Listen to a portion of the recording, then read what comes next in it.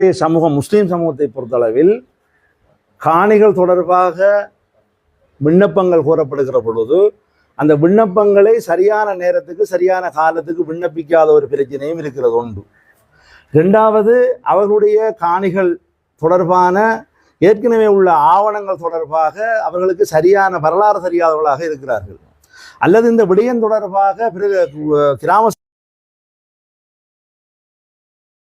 மூலம் அவர்கள் அந்த காணி